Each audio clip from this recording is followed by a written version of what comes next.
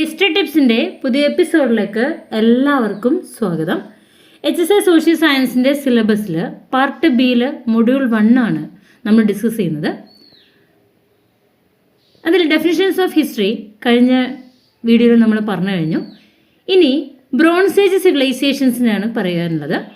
Egyptian, മെസൊപ്പൊട്ടോമിയൻ, Harappan civilisations ആണ് ഈ ഒരു ടോപ്പിക്കിൽ വരുന്നത്. ഇതിൽ നമുക്ക് ഫസ്റ്റ് ഹാരപ്പൻ സിവിലൈസേഷനെ കുറിച്ച് നോക്കാം. ഹാരപ്പൻ സിവിലൈസേഷനെ സിന്ധു നദീതട സംസ്കാരം എന്ന പേരിൽ അറിയപ്പെടുന്നു.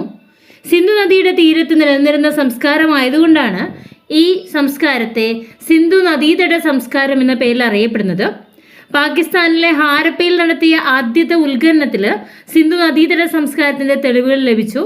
അതുകൊണ്ട് തന്നെ ഈ സംസ്കാരത്തെ ഹാരപ്പൻ സംസ്കാരം എന്ന പേരിലും അറിയപ്പെടുന്നുണ്ട്. പാകിസ്ഥാനിലെ പഞ്ചാബിലെ മോണ്ട്ഗോമറി ഡിസ്ട്രിക്റ്റിലാണ് ഹാരപ്പ എന്ന സ്ഥലമുള്ളത്. പാകിസ്ഥാനിലെ പഞ്ചാബിലെ മോണ്ട്ഗോമറി ഡിസ്ട്രിക്റ്റിൽ രവി നദിക്കരയിലുള്ള ഒരു പ്രദേശമാണ് ഹാരപ്പ. പാകിസ്ഥാനിലെ പഞ്ചാബിലെ മോണ്ട്ഗോമറി ഡിസ്ട്രിക്റ്റിൽ രവി നദിക്കരയിലുള്ള ഒരു പ്രദേശമാണ് ഹാരപ്പ എന്ന് പറഞ്ഞാൽ. ഹാരപ്പൻ സംസ്കാരം അഥവാ സിന്ധു നദീതട സംസ്കാരം എന്ന ഈ വാക്ക് ആദ്യമായിട്ട് ഉപയോഗിച്ചത് ജോൺ മാർഷലാണ്. ഇവരുടെ നഗരാസൂത്രണ സമ്പ്രദായത്തെക്കുറിച്ച് നോക്കുമ്പോൾ സിന്ധു നദീതട സംസ്കാരത്തിലെ ശ്രദ്ധേയമായ സവിശേഷതയാണ് നഗരാസൂത്രണം. ചുട്ടെടുത്ത മൺകട്ടകളാണ് നിർമ്മാണ പ്രവർത്തനങ്ങൾക്ക് ഉപയോഗിച്ചിരുന്നത്. ഉറപ്പുള്ള ചുട്ട ഇഷ്ടികകളുടെ ഉപയോഗമായിരുന്നു ഹാരപ്പയിലെ ജനങ്ങളുടെ പ്രധാന പ്രത്യേകത എന്ന് പറഞ്ഞാൽ. ഹാരപ്പൻ നഗരങ്ങൾക്ക് 2 ഭാഗങ്ങളുണ്ട്. മണ്ണിട്ട് പൊക്കിയ കോട്ടയും താഴെയായി കീഴ്പട്ടണവും, ലോവർ ടൗൺ ആൻഡ് സിറ്റാഡൽ. ഉയർന്ന ഭാഗത്താണ് ഭരണാധികാരികൾ താമസിച്ചിട്ടുണ്ടായിരുന്നത്. പൊതുസ്ഥാപനങ്ങൾ, ആരാധനാലയങ്ങൾ, അസംബ്ലി ഹാള്, ധാന്യപുര, മഹാസ്നാനഘട്ടം ഇവയൊക്കെ ഇവിടെ ഉണ്ടായിരുന്നു. ആക്രമണമോ വെള്ളപ്പൊക്കമോ വരുന്ന സമയങ്ങളിൽ ജനങ്ങൾ ഇവിടെയാണ് അഭയം പ്രാപിച്ചിരുന്നത്. താഴ്ന്ന ഭാഗം സാധാരണക്കാരുടെ വാസസ്ഥലമായിരുന്നു. അപ്പോൾ നഗരാസൂത്രണത്തെക്കുറിച്ച് പറയുമ്പോൾ ചുട്ടെടുത്ത മൺകട്ടകളാണ് നിർമ്മാണ പ്രവർത്തനങ്ങൾക്ക് ഉപയോഗിച്ചിരുന്നത്. ഉറപ്പുള്ള ചുട്ട ഇഷ്ടികകളുടെ ഉപയോഗമായിരുന്നു ഹാരപ്പയിലെ ജനങ്ങളുടെ പ്രധാന പ്രത്യേകത എന്ന് പറഞ്ഞാൽ. ഹാരപ്പൻ നഗരങ്ങൾക്ക് 2 ഭാഗങ്ങളുണ്ട്. മണ്ണിട്ട് പൊക്കിയ കോട്ടയും താഴെയായി കീഴ്പട്ടണവും. ഉയർന്ന ഭാഗത്താണ് ഭരണാധികാരികൾ താമസിച്ചിരുന്നത്. പൊതുസ്ഥാപനങ്ങൾ, ആരാധനാലയങ്ങൾ, അസംബ്ലി ഹാള്, ധാന്യപുര, മഹാസ്നാനഘട്ടം എന്നിവയും ഇവിടെ ഉണ്ടായിരുന്നു. ആക്രമണമോ വെള്ളപ്പൊക്കമോ വരുന്ന സമയങ്ങളിൽ ജനങ്ങൾ ഇവിടെയാണ് അഭയം പ്രാപിച്ചിരുന്നത്. അപ്പോൾ താഴ്ന്ന ഭാഗം സാധാരണക്കാരുടെ വാസസ്ഥലങ്ങളായിരുന്നു. ഹാരപ്പൻ നഗരങ്ങളിലെ അഴുക്കുചാൽ സമ്പ്രദായം വളരെ സവിശേഷതയുള്ള ഒന്നായിരുന്നു. തികച്ചും ശാസ്ത്രീയമായ രീതിയിലാണ് നിർമ്മിച്ചിരുന്നത്. ഇരുവശവും കെട്ടിടങ്ങൾ, മൂടപ്പെട്ട നിലയിലുള്ള അഴുക്കുചാല് ഇവയാണ് ഈ നഗരങ്ങളുടെ പ്രത്യേകതകൾ. നന്നായി ആസൂത്രണം ചെയ്ത നഗരങ്ങളായിരുന്നു മോഹൻജദാരോയും ഹാരപ്പയും. റോഡുകളിൽ വളവുകൾ കുറവായിരുന്നു. റോഡുകൾ പരസ്പരം ഖണ്ഡിച്ചിരുന്നത് മട്ടക്കോൺ മാതൃകയിലായിരുന്നു. മോഹൻജദാരോ സ്ഥിതി ചെയ്യുന്നത് സിന്ധിലെ ലർക്കാന ജില്ലയിലാണ്.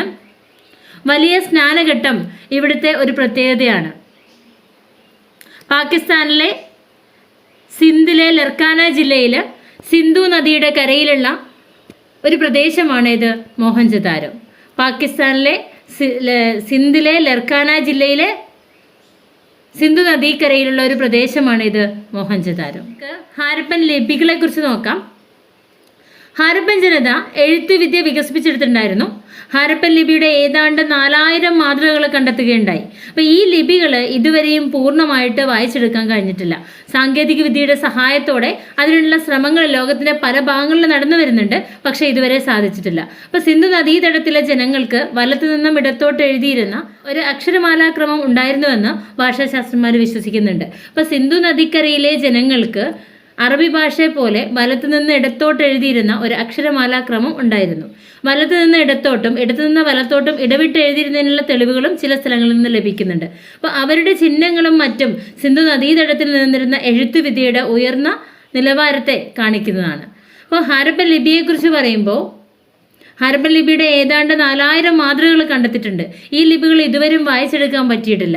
വായിച്ചെടുക്കാനുള്ള ശ്രമങ്ങൾ ലോകത്തിൻ്റെ വിവിധ ഭാഗങ്ങളിൽ നടക്കുന്നുണ്ട്, പക്ഷേ സാധിച്ചിട്ടില്ല. അപ്പോൾ സിന്ധു നദീതടത്തിലെ ജനങ്ങൾക്ക് വലത്തു നിന്നും ഇടത്തോട്ടും എഴുതിയിരുന്ന ഒരു അക്ഷരമാലാ ക്രമം ഉണ്ടായിരുന്നുവെന്ന് ഭാഷാശാസ്ത്രജ്ഞന്മാർ വിശ്വസിക്കുന്നുണ്ട്. വലത്തു നിന്ന് ഇടത്തോട്ടും ഇടത്തു നിന്ന് വലത്തോട്ടും ഇടവിട്ട് എഴുതിയതിനുള്ള തെളിവുകളും ചില സ്ഥലങ്ങളിൽ നിന്നും ലഭിച്ചിട്ടുണ്ട്. അപ്പോൾ അവരുടെ ചിഹ്നങ്ങളും മറ്റും സിന്ധു നദീതടത്തിൽ നിലനിന്നിരുന്ന എഴുത്തുവിദ്യയുടെ ഉയർന്ന നിലവാരത്തെ സൂചിപ്പിക്കുന്നതായിരുന്നു. ഇനി ഇവരുടെ കരകൗശല വസ്തുക്കളുടെ നിർമ്മാണത്തെക്കുറിച്ച് നോക്കാം. ഹാരപ്പയിൽ നിന്ന് ലഭിച്ച മുദ്രകള്, മൺപാത്രങ്ങള്, ആഭരണങ്ങൾ, തുണികൾ തുടങ്ങിയവ അവരുടെ കരവിരുതിന് ഏറ്റവും വലിയ ഉദാഹരണമാണ്. മൺപാത്ര നിർമ്മാണത്തിനായി ഉപയോഗിച്ച ചൂളകളുടെ അവശിഷ്ടങ്ങൾ ധാരാളമായി ലഭിച്ചിട്ടുണ്ട്. മൺപാത്രങ്ങളിൽ അലങ്കാരപ്പണികൾ നടത്തിയിട്ടുണ്ടായിരുന്നു. കളിമണ്ണിൽ മൃഗരൂപങ്ങൾ നിർമ്മിച്ചിട്ടുണ്ടായിരുന്നു. സ്ത്രീ പുരുഷ രൂപങ്ങളും വണ്ടികളുടെ രൂപങ്ങളും കണ്ടെത്തിയിട്ടുണ്ട്. ചെമ്പ്, വെങ്കലം, സ്വർണം എന്നിവ കൊണ്ടുള്ള ആഭരണങ്ങൾ നിർമ്മിച്ചിട്ടുണ്ട്. ലോത്തിൽ നിന്നും മുത്തു നിർമ്മാണ കേന്ദ്രത്തിന്റെ തെളിവുകൾ ലഭിച്ചിട്ടുണ്ട്. ഓടുകൊണ്ട് നിർമ്മിച്ച ഒരു നർത്തകിയുടെ പ്രതിമ മോഹൻജദാരോയിൽ നിന്ന് കിട്ടിയിട്ടുണ്ട്. കരകൗശല വസ്തുക്കളുടെ നിർമ്മാണത്തിൽ വൈദഗ്ധ്യം ഉണ്ടായിരുന്നുവെങ്കിലും ഹാരപ്പൻ ജനത ആയുധ നിർമ്മാണത്തിന് അത്ര പ്രാധാന്യം നൽകിയിരുന്നില്ല എന്ന് നമുക്ക് മനസ്സിലാക്കാൻ പറ്റും. അപ്പോൾ ഹാരപ്പൻ ജനതയുടെ കരകൗശല വസ്തുക്കളുടെ നിർമ്മാണത്തെക്കുറിച്ച് നോക്കുമ്പോൾ ഹാരപ്പയിൽ നിന്ന് ലഭിച്ച മുദ്രകൾ, കളിമൺ പാത്രങ്ങൾ, ആഭരണങ്ങൾ തുടങ്ങിയവ അവരുടെ കരവിരുതിന് ഏറ്റവും വലിയ ഉദാഹരണങ്ങളാണ്. മൺപാത്ര നിർമ്മാണത്തിനായി ഉപയോഗിച്ച ചൂളകളുടെ അവശിഷ്ടങ്ങൾ ധാരാളമായി ലഭിച്ചിട്ടുണ്ട്. മൺപാത്രങ്ങളിൽ അലങ്കാരപ്പണികൾ നടത്തിയിട്ടുണ്ട്. കളിമണ്ണിലെ മൃഗരൂപങ്ങൾ നിർമ്മിച്ചിട്ടുണ്ട്. സ്ത്രീ പുരുഷ രൂപങ്ങളും വണ്ടികളുടെ രൂപങ്ങളും ലഭിച്ചിട്ടുണ്ട്. ചെമ്പ്, വെങ്കലം, സ്വർണം എന്നിവ കൊണ്ടുള്ള ആഭരണങ്ങൾ ഉണ്ടാക്കിയിട്ടുണ്ട്. ലോത്തിൽ നിന്ന് മുത്തു നിർമ്മാണ കേന്ദ്രത്തിന്റെ തെളിവുകൾ ലഭിച്ചിട്ടുണ്ട്. ഓടുകൊണ്ട് നിർമ്മിച്ച ഒരു നർത്തകിയുടെ പ്രതിമ മോഹൻജദാരോയിൽ നിന്ന് കണ്ടെത്തിയിട്ടുണ്ട്. കരകൗശല വസ്തുക്കളുടെ നിർമ്മാണത്തിൽ വൈദഗ്ധ്യം ഉണ്ടായിരുന്നെങ്കിലും ഹാരപ്പൻ ജനത ആയുധ നിർമ്മാണത്തിന് അത്ര പ്രാധാന്യം നൽകിയിട്ടുണ്ടായിരുന്നില്ല. ഇനി ഇവരുടെ കച്ചവടത്തെ കുറിച്ച് നോക്കുമ്പോൾ ആഡംബര വസ്തുക്കളുടെയും മറ്റും നിർമ്മാണത്തിനാവശ്യമായ വിലപിടിച്ച കല്ലുകളും ചെമ്പ്, തകരം തുടങ്ങിയ ലോഹങ്ങളും ദൂരദേശങ്ങളിൽ നിന്ന് ഇറക്കുമതി ചെയ്തിട്ടുണ്ടായിരുന്നു. ഇവിടെ നിന്നും മരങ്ങളും മരസാമാനങ്ങളും മെസൊപ്പൊട്ടേമിയ വരെ എത്തിയിട്ടുണ്ടായിരുന്നു. വിദേശങ്ങളിലേക്ക് കയറ്റി അയക്കപ്പെട്ടിരുന്ന ഉൽപ്പന്നങ്ങൾ ഉണ്ടാക്കിയിരുന്നത് പ്രധാനമായും നഗരങ്ങളിലായിരുന്നു. വളരെയധികം സംഘടിതവും ശാസ്ത്രീയവുമായാണ് ഇവ ചെയ്തിട്ടുണ്ടായിരുന്നത്. അപ്പോൾ മെസൊപ്പൊട്ടേമിയൻ പര്യവേഷണങ്ങളിൽ ഹാരപ്പയിൽ നിന്നും മുദ്രകളും മണികളും തൂക്കക്കട്ടികളും ലഭിച്ചിട്ടുണ്ടായിരുന്നു. ഹാരപ്പയും മെസൊപ്പൊട്ടേമിയൻ സംസ്കാരം തമ്മിലുള്ള വാണിജ്യ ബന്ധത്തിന്റെ ഏറ്റവും വലിയ തെളിവാണ്. മെസൊപ്പൊട്ടേമിയൻ ലേഖകളിൽ ഹാരപ്പൻ സംസ്കൃതിയെ മെലൂഹ എന്നാണ് വിശേഷിപ്പിച്ചിരുന്നത്. ലോഹങ്ങൾ മറ്റു സ്ഥലങ്ങളിൽ നിന്ന് വാങ്ങി അത് ആയുധങ്ങളും ഉപയോഗമുള്ള മറ്റു ഉപകരണങ്ങളുമായിട്ട് വിൽപ്പന നടത്തിയിട്ടുണ്ടായിരുന്നു. അഫ്ഗാനിസ്ഥാനുമായും ഇറാനുമായും ചുരങ്ങൾ വഴിയും മറ്റു മാർഗങ്ങളിലൂടെയും അവർ ബന്ധപ്പെട്ടിരുന്നതായിട്ടുള്ള തെളിവുകൾ ലഭിച്ചിട്ടുണ്ട്. അപ്പോൾ വിദേശ വ്യാപാരത്തിലെ നല്ലൊരു പങ്ക് ആഭരണങ്ങളായിരുന്നു. പരുത്തി തുണികൾ, ആനക്കൊമ്പിൽ തീർത്ത ശില്പങ്ങൾ, ചീർപ്പുകൾ, ചെറുചെപ്പുകൾ എന്നിവയും അക്കൂട്ടത്തിൽപ്പെടുന്നവയായിരുന്നു. മയില്, കുരങ്ങ് തുടങ്ങിയ മൃഗങ്ങളെയും മെസൊപ്പൊട്ടേമിയയിലേക്ക് കയറ്റി അയച്ചിട്ടുണ്ടായിരുന്നു. ഇപ്പം രാജസ്ഥാനിലെ സോദി, സിസ്വാൾ നാഗരികതയും മധ്യേന്ത്യയിലെ കൈദ സംസ്കാരവുമായിട്ടും ഇവര് വ്യാപാര ബന്ധത്തിൽ ഏർപ്പെട്ടിരുന്നു എന്നുള്ള തെളിവുകൾ നമുക്ക് ലഭിക്കുന്നുണ്ട്. ആഭരണങ്ങൾക്കായിട്ടുള്ള മണികളുടെ നിർമ്മാണം ഇവിടുത്തെ ഒരു പ്രത്യേകതയായിരുന്നു. ഇതിനുവേണ്ടി വിദഗ്ധരായ തൊഴിലാളികളെ ഉപയോഗപ്പെടുത്തിയിട്ടുണ്ടായിരുന്നു. സ്വർണം, ചെമ്പ്, കക്ക, വിലപിടിപ്പുള്ള കല്ലുകൾ, ആനക്കൊമ്പ് എന്നിവയിൽ മണികൾ നിർമ്മിക്കാൻ അറിയാവുന്ന വിദഗ്ധരായ തൊഴിലാളികൾ ഉണ്ടായിരുന്നു. മേൽപ്പറഞ്ഞ നിർമ്മിതിക്ക് ഉപയോഗിച്ചിരുന്ന പിച്ചളയും കല്ലുകൊണ്ടുള്ള ഉപകരണങ്ങളും വിൽപ്പനയ്ക്ക് ലഭ്യമായിരുന്നു. വാണിജ്യ ആവശ്യങ്ങൾക്കായിട്ട് കാളവണ്ടി ഉപയോഗിച്ചിട്ടുണ്ടായിരുന്നു. അപ്പം ഈ വണ്ടികൾക്ക് കട്ടച്ചക്രങ്ങളായിരുന്നു ഉപയോഗിച്ചിരുന്നത്. പായ്ക്കപ്പലുകൾ ഉപയോഗപ്പെടുത്തി നദീമാർഗം വാണിജ്യം നടത്തിയിരുന്നു എന്ന് നമ്മൾ കിട്ടിയ തെളിവനുസരിച്ച് നമ്മൾ മനസ്സിലാക്കുന്നുണ്ട്. അപ്പോൾ കച്ചവടത്തെക്കുറിച്ച് പറയുമ്പോൾ ആഡംബര വസ്തുക്കളുടെയും മറ്റു നിർമ്മാണത്തിനാവശ്യമായ വില പിടിച്ച കല്ലുകളും ചെമ്പ്, തകരം തുടങ്ങിയ ലോഹങ്ങളും ദൂരദേശങ്ങളിൽ നിന്ന് ഇറക്കുമതി ചെയ്തിട്ടുണ്ടായിരുന്നു. ഇവിടെ നിന്നും മരങ്ങളും മരസാമാനങ്ങളും മെസൊപ്പൊട്ടേമിയ വരെ എത്തിയിട്ടുണ്ടായിരുന്നു. വിദേശങ്ങളിലേക്ക് കയറ്റി അയക്കപ്പെടുന്ന ഉൽപ്പന്നങ്ങൾ ഉണ്ടാക്കിയിരുന്നത് പ്രധാനമായും നഗരങ്ങളിലായിരുന്നു. വളരെയധികം സംഘടിതവും ശാസ്ത്രീയവുമായിട്ടായിരുന്നു ഇത് ചെയ്തിട്ടുണ്ടായിരുന്നത്. ഇപ്പോൾ മെസൊപ്പൊട്ടേമിയൻ പര്യവേഷണങ്ങളിൽ ഹാരപ്പയിൽ നിന്നും മുദ്രകളും മണികളും തൂക്കക്കട്ടികളും ലഭിച്ചത് വാണിജ്യ ബന്ധത്തിനുള്ള തെളിവായിട്ട് എടുത്ത് കാണിക്കുന്നുണ്ട്. മെസൊപ്പൊട്ടേമിയൻ രേഖകളിൽ ഹാരപ്പൻ സംസ്കൃതിയെ മെലൂഹ എന്ന് വിശേഷിപ്പിക്കുന്നുണ്ട്. ലോഹങ്ങൾ മറ്റു സ്ഥലങ്ങളിൽ നിന്ന് വാങ്ങി അത് ആയുധങ്ങളും ഉപയോഗമുള്ള മറ്റു ഉപകരണങ്ങളുമാക്കിയിട്ട് വിൽപ്പന നടത്തിയിട്ടുണ്ടായിരുന്നു. അപ്പോൾ അഫ്ഗാനിസ്ഥാനുമായും ഇറാനുമായും ചുരങ്ങൾ വഴിയും മറ്റു മാർഗങ്ങളിലൂടെയും ഇവർ വാണിജ്യ ബന്ധം നടത്തിയതിൻ്റെ തെളിവുകളുണ്ട്. അപ്പോൾ വിദേശ വ്യാപാരത്തിലെ നല്ലൊരു പങ്ക് ആഭരണങ്ങളായിരുന്നു. പരുത്തി തുണികൾ, ആനക്കൊമ്പിൽ തീർത്ത ശില്പങ്ങൾ, ചീർപ്പുകൾ, ചെറുചെപ്പുകൾ എന്നിവയും അക്കൂട്ടത്തിൽ പെടുന്നുണ്ട്. മയില്, കുരങ്ങ് തുടങ്ങിയ മൃഗങ്ങളെയും മെസൊപ്പൊട്ടേമിയയിലേക്ക് കയറ്റി അയച്ചിരുന്നു. രാജസ്ഥാനിലെ സോദി, സിസ്വാൾ നാഗരികതയും മധ്യേന്ത്യയിലെ കൈദ സംസ്കാരവുമായിട്ടും ഇവർ വ്യാപാര ബന്ധത്തിൽ ഏർപ്പെട്ടിട്ടുണ്ടായിരുന്നു. അപ്പോൾ ആഭരണങ്ങൾക്കായുള്ള മണികളുടെ നിർമ്മാണം ഇവിടുത്തെ പ്രത്യേകതയായിരുന്നു. ഇതിനായി വിദഗ്ധരായ തൊഴിലാളികളെ ഉപയോഗപ്പെടുത്തിയിട്ടുണ്ടായിരുന്നു. സ്വർണം, ചെമ്പ്, കക്ക, വിലപിടിപ്പുള്ള കല്ലുകൾ, ആനക്കൊമ്പ് എന്നിവയിൽ മണികൾ നിർമ്മിക്കാൻ അറിയാവുന്ന വിദഗ്ധരായ തൊഴിലാളികൾ ഉണ്ടായിരുന്നു. മേൽപ്പറഞ്ഞവയെല്ലാം നിർമ്മിക്കാൻ ഉപയോഗിച്ചിരുന്ന പിച്ചളയും കല്ലുകൊണ്ട് കൊണ്ടുള്ള ഉപകരണങ്ങളും വിൽപ്പനയ്ക്ക് ലഭ്യമായിരുന്നു. വാണിജ്യ ആവശ്യങ്ങൾക്കായിട്ട് കാളവണ്ടി ഉണ്ടായിരുന്നു. അപ്പോൾ ഈ വണ്ടികൾക്ക് കട്ടച്ചക്രങ്ങളായിരുന്നു ഉപയോഗിച്ചിട്ടുണ്ടായിരുന്നത്. പായ്ക്കപ്പലുകൾ ഉപയോഗപ്പെടുത്തി നദീമാർഗം വാണിജ്യം നടത്തിയിട്ടുണ്ടായിരുന്നു എന്നും നമ്മൾ വിശ്വസിക്കുന്നുണ്ട്. ഇനി നമുക്ക് കലയുടെ മേഖലയിൽ ഹാരപ്പൻ സംസ്കാരത്തിൻ്റെ സംഭാവന എന്താണെന്ന് നോക്കാം. ഹാരപ്പൻ ജനതയുടെ കലാമികവ് ഏറ്റവും കൂടുതൽ വ്യക്തമാക്കുന്നത് സീലുകളിലും ശില്പങ്ങളിലും ആഭരണങ്ങളിലും വെള്ളി, വെങ്കല, കളിമൺ പാത്രങ്ങളിലുമാണ്. ചുട്ടെടുത്തതും അല്ലാത്തതുമായ മൺകട്ടകൾ ഉപയോഗിച്ചായിരുന്നു ഇവർ പൊതുവെ നിർമ്മാണങ്ങൾ നടത്തിയിരുന്നത്. ശിലാവെങ്കല നിർമ്മാണങ്ങൾക്ക് പുറമെ കളിമൺ ശില്പങ്ങളും ലഭിച്ചിട്ടുണ്ട്. മനുഷ്യരൂപങ്ങൾ ഉൾപ്പെടെയുള്ള കളിമൺ ശില്പങ്ങളിൽ മാതൃദേവതമാരെന്ന് പൊതുവെ കരുതപ്പെടുന്ന സ്ത്രീ രൂപങ്ങളായിരുന്നു ഉണ്ടായിരുന്നത്. അപ്പോൾ ചിത്രശില്പങ്ങളും കൊത്തിയ സീലുകളാണ് ഹാരപ്പൻ കലയിലെ മറ്റൊരു വിഭാഗം എന്ന് പറഞ്ഞാൽ. ഒറ്റക്കൊമ്പൻ ഉൾപ്പെടെയുള്ള സങ്കല്പ സൃഷ്ടികളായ മൃഗങ്ങളെയും എരുമകള്, പോത്തുകള്, കട്ടുപോത്തുകൾ എന്നിവയും സീലുകളിൽ കാണുന്നുണ്ട്. ഇനി ഹാരപ്പൻ സംസ്കാരത്തിന്റെ കൃഷിയെക്കുറിച്ച് നോക്കാം. ലോകത്തിലെ ആദിമ നാഗരികതകളെല്ലാം തന്നെ കാർഷിക സമൃദ്ധിയെ അടിസ്ഥാനമാക്കിയുള്ളതായിരുന്നു. ഹാരപ്പൻ സംസ്കാരവും മറിച്ചായിരുന്നില്ല. നദിയിലെ ജലം ഉപയോഗിച്ചും മഴവെള്ളത്തെ ആശ്രയിച്ചുമായിരുന്നു കൃഷി. ഗോതമ്പ്, ബാർലി, കടുക്, പയറുവർഗ്ഗങ്ങൾ എന്നീ ധാന്യങ്ങളും പരുത്തി തുടങ്ങിയവയും കൃഷി ചെയ്തിട്ടുണ്ടായിരുന്നു. ഗോതമ്പിലും യവത്തിലും സാധാരണ ഇനത്തിന് പുറമെ മെച്ചപ്പെട്ട ഇനങ്ങൾ കൂടി ഉണ്ടായിരുന്നു എന്നതിന് തെളിവുകൾ ലഭിച്ചിട്ടുണ്ട്. അപ്പോൾ സിന്ധു നദീതടങ്ങളിൽ നെല്ല് കൃഷി ചെയ്തിരുന്നില്ല. എന്നാൽ ഗുജറാത്തിലെ ലോത്തലിലും മറ്റും നെല്ല് കൃഷി ഉണ്ടായിരുന്നു. കാലിബംഗനിലെ കൃഷിപ്പണിക്ക് നിലം ഉഴുതേണ്ടതില്ലെന്ന് കൊഴു ഉപയോഗിച്ചിരുന്നതായിട്ട് കാണപ്പെടുന്നുണ്ട്. എങ്കിലും ഈ കൊഴുവിൻ്റെ നിർമ്മാണം എന്തുകൊണ്ടായിരുന്നു എന്ന് വ്യക്തമാക്കുന്നില്ല. അതേസമയം മോഹൻജദാരോയിലെ കൊഴു ഉപയോഗത്തിലിരുന്നോ എന്ന കാര്യം അതിനുള്ള തെളിവുകൾ ലഭിച്ചിട്ടില്ല. അപ്പോൾ കൃഷിയോടൊപ്പം കാലി വളർത്തലും അക്കാലത്ത് സജീവമായിരുന്നു. ആളുകൾക്കുണ്ടായിരുന്ന കാലികളുടെ എണ്ണം അനുസരിച്ചാണ് അവരുടെ സമ്പത്ത് കണക്കാക്കിയിരുന്നത്. കോലാടും കാളയും പോത്തും മറ്റും വീട്ടുമൃഗങ്ങളായി മാറിയിരുന്നു. കാളകളിൽ പൂഞ്ഞ ഉള്ളവയും ഇല്ലാത്തവയും ഉണ്ടായിരുന്നു. അപ്പോൾ വളർത്തുമൃഗങ്ങളായി പൂച്ച, നായ് എന്നിവയും കോഴി മുതലായ പക്ഷികളെയും വളർത്തിയിട്ടുണ്ടായിരുന്നു. കഴുതയും ഒട്ടകത്തിനെയും ചുമടുമാടായി അവർ ഉപയോഗിച്ചിരുന്നു. എന്നാൽ കൃഷിക്കായി അവയെ എത്രത്തോളം ഉപയോഗിച്ചിരുന്നു എന്നതിൻ്റെ തെളിവുകൾ നമുക്ക് ലഭ്യമല്ല. അപ്പോൾ കാർഷിക വൃത്തിയായിരുന്നു ഹാരപ്പൻ സംസ്കാരത്തിൻ്റെ ഏറ്റവും വലിയ പ്രത്യേകത എന്ന് പറഞ്ഞാൽ. പ്രധാനപ്പെട്ട സൈറ്റുകളെ കുറിച്ച് നോക്കാം. ഹാരപ്പ, മോഹൻജദാരോ, ലോത്തൽ, കാലിബംഗൻ, ധോളവീര. അപ്പോൾ ഹാരപ്പ സിന്ധു നദീ സംസ്കാരവുമായി ബന്ധപ്പെട്ട് ആദ്യമായി കണ്ടെത്തിയ സ്ഥലമാണ്. ദയാറാം സാഹിനിയാണ് ഹാരപ്പ എന്ന സൈറ്റ് കണ്ടെത്തിയത്. ഇന്ത്യ സ്വതന്ത്രമായതിനു ശേഷം കണ്ടെത്തിയ ആദ്യ ഹാരപ്പൻ നഗരം പഞ്ചാബിലെ രൂപ്പാർ ആണ്. ഇന്ത്യ സ്വതന്ത്രമായതിനു ശേഷം കണ്ടെത്തിയ ആദ്യത്തെ ഹാരപ്പൻ നഗരം പഞ്ചാബിലെ രൂപ്പാർ ആണ്. ഹാരപ്പ ഇപ്പോൾ സ്ഥിതി ചെയ്യുന്നത് സബീവാൾ ജില്ലയിലെ രവി നദിക്കരയിലാണ്. വേദങ്ങളിലെ ഹരിപ്രിയ എന്നാണ് ഹാരപ്പയെ വിശേഷിപ്പിക്കുന്നത്. സൈന്ധവ ജനത മൃതദേഹം പെട്ടികളിൽ അടക്കം ചെയ്തിരുന്നു എന്നതിന് തെളിവ് നൽകുന്ന ഒരേ ഒരു സ്ഥലം ഹാരപ്പയാണ്. സൈന്ധവ ജനത മൃതദേഹം പെട്ടികളിൽ അടക്കം ചെയ്തിരുന്നു എന്നതിൻ്റെ തെളിവ് നൽകുന്ന ഒരേ ഒരു സ്ഥലം എന്ന് പറഞ്ഞാൽ ഹാരപ്പയാണ്. അപ്പോൾ 2 നിരകൾ വീതമുള്ള 6 ധാന്യപ്പുരകൾ, തൊഴിൽശാലകൾ, പട്ടിമാനിനെ വേട്ടയാടുന്ന രൂപം, ചെറിയ കാളവണ്ടിയുടെ രൂപം ഇവയെല്ലാം ഹാരപ്പയിൽ നിന്നാണ് കണ്ടെത്തിയിട്ടുള്ളത്. അപ്പോൾ സിന്ധു നദീതട സംസ്കാരവുമായി ബന്ധപ്പെട്ട് ആദ്യമായി കണ്ടെത്തിയ സ്ഥലം ഹാരപ്പയാണ്. കണ്ടെത്തിയത് ദയാറാം സാഹിനിയാണ്.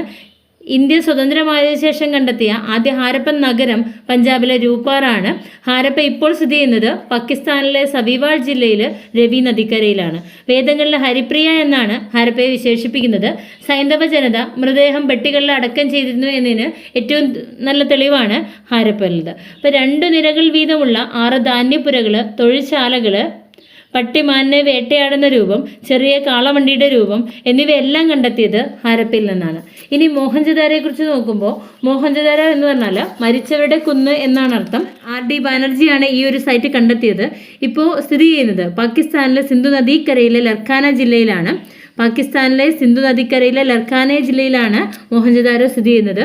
മഹാസ്നാനഘട്ടം, അസംബ്ലി ഹാള്, വലിയ ധാന്യപുര, നൃത്തം ചെയ്യുന്ന പെൺകുട്ടിയുടെ വെങ്കല പ്രതിമ, പശുപതി മഹാദേവന്റെ രൂപം, താടിക്കാരന്റെ രൂപം, എരുമയുടെ വെങ്കല രൂപം എന്നിവ കണ്ടെത്തിയത് മോഹൻജദാരോയിൽ നിന്നാണ്. ഇനി ലോത്തലിനെ കുറിച്ച് പറയാം. ലോത്തൽ കണ്ടെത്തിയത് SR റാവു ആണ്. സ്ഥിതി ചെയ്യുന്നത് ഗുജറാത്തിലെ ഗൾഫ് ഓഫ് ക്യാമ്പയിലാണ്. മനുഷ്യനിർമ്മിത തുറമുഖം, മുത്തുകൾ നിർമ്മിക്കുന്ന വ്യവസായശാലകൾ, നെൽകൃഷി ചെയ്തതിൻ്റെ അവശിഷ്ടങ്ങൾ, പുരുഷനെയും സ്ത്രീയെയും ഒന്നിച്ച് അടക്കം ചെയ്തതിൻ്റെ തെളിവുകൾ എന്നിവ ലഭിച്ചത് ലോത്തലിലാണ്. അപ്പോൾ ലോത്തൽ കണ്ടെത്തിയത് SR റാവു ആണ്. സ്ഥിതി ചെയ്യുന്നത് ഗുജറാത്തിലെ ഗൾഫ് ഓഫ് ക്യാമ്പയിലാണ്. മനുഷ്യനിർമ്മിത തുറമുഖം, മുത്തുകൾ നിർമ്മിക്കുന്ന വ്യവസായശാലകൾ, നെൽകൃഷി ചെയ്തതിൻ്റെ അവശിഷ്ടങ്ങൾ, പുരുഷനെയും സ്ത്രീയെയും ഒരുമിച്ച് അടക്കം ചെയ്തതിൻ്റെ തെളിവുകൾ ഇതെല്ലാം ലഭിച്ചിട്ടുള്ളത് ലോത്തലിൽ നിന്നാണ്. ഇനി കാലിബംഗനെ കുറിച്ച് പറയുകയാണെങ്കിൽ കാലിബംഗൻ എന്ന വാക്കിനർത്ഥം കറുത്ത വളകൾ എന്നാണ്. സ്ഥിതി ചെയ്യുന്നത് രാജസ്ഥാനിലെ ഗഗാർ നദിക്കരയിലാണ്. കണ്ടെത്തിയത് എ ഘോഷാണ്. എല്ലാ വീടുകൾക്കും ഒരു കിണർ വീതം എന്ന രീതിയിൽ ഉണ്ടായിരുന്നത് കാലിബംഗനിലായിരുന്നു. ഒട്ടകത്തിന്റെ എല്ലുകൾ, തീക്കുണ്ടത്തിന്റെ അവശിഷ്ടങ്ങൾ, ഉഴുതുമറിച്ച പാടങ്ങളുടെ അവശിഷ്ടങ്ങൾ ഇവയൊക്കെ കണ്ടെത്തിയത് എവിടുന്നാണ്? കാലിബംഗനിലാണ്. അപ്പോൾ കാലിബംഗൻ എന്ന വാക്കിന്റെ അർത്ഥം കറുത്ത വളകൾ എന്നാണ്. സ്ഥിതി ചെയ്യുന്നത് രാജസ്ഥാനിലെ ഗഗർ നദിക്കരയിലാണ്. കണ്ടെത്തിയത് എ ഘോഷാണ്. എല്ലാ വീടുകൾക്കും ഒരു കിണർ വീതം എന്ന രീതി ഉണ്ടായിരുന്നത് കാലിബംഗനിലാണ്. ഒട്ടകത്തിന്റെ എല്ലുകൾ, തീക്കുണ്ടത്തിന്റെ അവശിഷ്ടങ്ങൾ, ഉഴുതുമറിച്ച പാടങ്ങളുടെ അവശിഷ്ടങ്ങൾ ഇവയെല്ലാം കണ്ടെത്തിയത് കാലിബംഗനിലാണ്. ഇനി ധോളവീരയെക്കുറിച്ച് പറയുമ്പോൾ ധോളവീര ഗുജറാത്തിലെ റാൻ ഓഫ് കച്ചിന് അടുത്തായിട്ട് സ്ഥിതി ചെയ്യുന്നു. കണ്ടെത്തിയത് JP ജോഷിയാണ്.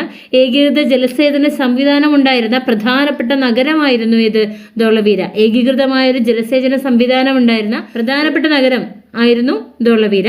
സിന്ധു നദീതട സംസ്കാരങ്ങളിൽ അവസാനം കണ്ടെത്തിയ നഗരങ്ങളിലൊന്നാണ് ധോളവീര. സിന്ധു നദീതട സംസ്കാരങ്ങളിൽ അവസാനം കണ്ടെത്തിയ നഗരങ്ങളിലൊന്നാണ് ധോളവീര. ഇനി സിന്ധു നദീതട സംസ്കാര കേന്ദ്രങ്ങളും അത് ഏതെല്ലാം രാജ്യങ്ങളിലാണ് ഉള്ളത് എന്നതിനെ കുറിച്ചാണ് നമ്മൾ പറയുന്നത്. ഈ ഇന്ത്യയിലുള്ള 6 സൈറ്റുകൾ അലങ്കിർപൂർ, ബൻവാലി, കാലിബംഗൻ, ലോത്തൽ, ധോളവീര, രംഗ്പൂർ. അലങ്കിർപൂർ, ബൻവാലി, കാലിബംഗൻ, ലോത്തൽ, ധോളവീര, രംഗ്പൂർ ഈ സൈറ്റുകളെല്ലാം ഇന്ത്യയിൽ തന്നെയാണ്. അഫ്ഗാനിസ്ഥാനിലാണ് ഷോർദുഗ ഉള്ളത്. പാകിസ്ഥാനിലാണ് ഹാരപ്പ, മോഹൻജദാരോ, സുത്കചന്ദോർ എന്നീ സൈറ്റുകൾ ഉള്ളത്. ഈ സൈറ്റുകളെല്ലാം കണ്ടെത്തിയത് ആരാണെന്നും ഏത് വർഷത്തിൽ കണ്ടെത്തിയെന്ന് നോക്കാം. ഹാരപ്പൻ സൈറ്റ് ദയാറാം സാഹിനി 1921 കണ്ടെത്തി. മോഹൻജദാരോ RD ബാനർജി 1922 കണ്ടെത്തിയത്. അംരി ഓറൽ സ്റ്റെയിൻ 1927 കണ്ടെത്തിയത്. അംരി കണ്ടെത്തിയത് ഓറൽ സ്റ്റെയിൻ ആണ് 1927. ചാൻഹുദാരോ മജുംദാർ ആണ് കണ്ടെത്തിയത് 1931. ചാൻഹുദാരോ കണ്ടെത്തിയത് മജുംദാർ ആണ് 1931. രൂപാർ കണ്ടെത്തിയത് YD ശർമ്മയാണ് 1955. രൂപാർ YD ശർമ്മ 1955. കാലിബംഗൻ ഘോഷാണ് എ ഘോഷാണ് കണ്ടെത്തിയത് 1953 കണ്ടെത്തിയത്. ലോത്തൽ SR റാവു 1957 കണ്ടെത്തി. ലോത്തൽ SR റാവു 1957 കണ്ടെത്തി. ബൻവാലി RS ബിഷ്ത 1973 കണ്ടെത്തി. ധോളവീര JP ജോഷി 1960 കണ്ടെത്തിയത്. ധോളവീര JP ജോഷി 1960 കണ്ടെത്തി. ഇനി ഈ കണ്ടെത്തിയ സ്ഥലങ്ങളുടെ പ്രത്യേകതകൾ നോക്കാം. കാലിബന്റെ പ്രത്യേകത ഒട്ടകത്തിന്റെ എല്ലുകൾ കണ്ട ഒരേ ഒരു സ്ഥലം. മോഹൻജദാരോയിലാണ് ധാന്യപുരകളുടെ അവശിഷ്ടങ്ങളുള്ളത്. ലോത്തലിലാണ് കപ്പലുകളുടെയും നൗകകളുടെയും അവശിഷ്ടമുള്ളത്. ഹാരപ്പയിൽ പെട്ടിയിലുള്ള ശവമടക്കിയ രീതിയും അതുപോലെ ശ്മശാനങ്ങളുടെയും അവശിഷ്ടങ്ങളുണ്ട്. കാലിബംഗനിൽ ഉഴവുചാൽ പാടങ്ങളുടെ അവശിഷ്ടങ്ങളുണ്ട്. ലോത്തലിൽ തുറമുഖത്തിൻ്റെ അവശിഷ്ടം, അതുപോലെ വ്യാപാര ഭവനങ്ങളുടെ അവശിഷ്ടം, അതും ലോത്തലിലാണ്. അപ്പോൾ ലോത്തലിൽ നിന്ന് കപ്പലുകളുടെയും നൗകകളുടെയും അവശിഷ്ടം, തുറമുഖം, വ്യാപാര ഭവനങ്ങൾ ഇതെല്ലാം ലോത്തലിൽ നിന്നാണ്. കാലിബംഗനിൽ നിന്ന് ഉഴവുചാൽ പാടങ്ങളും ഒട്ടകത്തിൻ്റെ എല്ലുകളും. അതുപോലെ ലോത്തലിൽ നിന്ന് കണ്ട മറ്റ് പ്രത്യേകത കൂട്ട ശവമടക്കിൻ്റെ തെളിവുകൾ, ചെസ് ബോർഡിൻ്റെ അവശിഷ്ടം കിട്ടി. കൂട്ട ശവമടക്കിൻ്റെ തെളിവുകളും ചെസ് ബോർഡിൻ്റെ അവശിഷ്ടങ്ങളും കിട്ടിയത് ലോത്തൽ എന്ന സൈറ്റിൽ നിന്നാണ്. ആരാധനാലയ മാതൃകകൾ മോഹൻജദാരോയിൽ നിന്ന് കണ്ടെത്തി. കുളിക്കടവിൻ്റെ മാതൃകയും മോഹൻജദാരോയിൽ നിന്ന് കണ്ടെത്തി. ലോഹ ഫാക്ടറി ചാൻഹുദാരോ, ലോത്തൽ എന്നീ സ്ഥലങ്ങളിൽ നിന്ന് ലോഹ ഫാക്ടറി കണ്ടെത്തി. സ്ത്രീകളുടെ ശിലാമാതൃക ഹാരപ്പയിൽ നിന്ന് കണ്ടെത്തി. സ്ത്രീകളുടെ ശിലാമാതൃക ഹാരപ്പയിൽ നിന്ന് കണ്ടെത്തി. അപ്പോൾ കാലിബംഗനിൽ നിന്നാണ് ഒട്ടകത്തിൻ്റെ എല്ലുകളും ഉഴവുചാൽ പാടങ്ങളും കണ്ടെത്തിയിട്ടുള്ളത്. മോഹൻജദാരോയിൽ നിന്നാണ് ധാന്യപുരകളും ആരാധനാലയ മാതൃകകളും മാലിന്യ സംസ്കരണ കേന്ദ്രത്തിൻ്റെ അവശിഷ്ടങ്ങളും കുളിക്കടവിൻ്റെ അവശിഷ്ടങ്ങളും കണ്ടെത്തിയിട്ടുള്ളത്. ലോത്തലിൽ നിന്ന് കപ്പലുകളും നൗകകളും തുറമുഖം, വ്യാപാര ഭവനങ്ങൾ, കൂട്ട ശവമടക്കിൻ്റെ തെളിവുകൾ, ചെസ് ബോർഡിൻ്റെ തെളിവുകൾ എന്നിവ കിട്ടി. ഹാരപ്പയിൽ നിന്ന് ശ്മശാനത്തിൻ്റെ അവശിഷ്ടം കണ്ടെത്തി. ഇത്രയും കാര്യങ്ങളാണ് ഹാരപ്പൻ സംസ്കാരവുമായിട്ട് ബന്ധപ്പെട്ട് നമുക്ക് പറയാനുള്ളത്. ഇനി ഈജിപ്ഷ്യൻ സംസ്കാരവുമായി റിലേറ്റഡ് ആയിട്ടുള്ള ഫാക്ട്സുമായിട്ട് നമുക്ക് മറ്റൊരു വീഡിയോ കാണാം. Okay, thank you.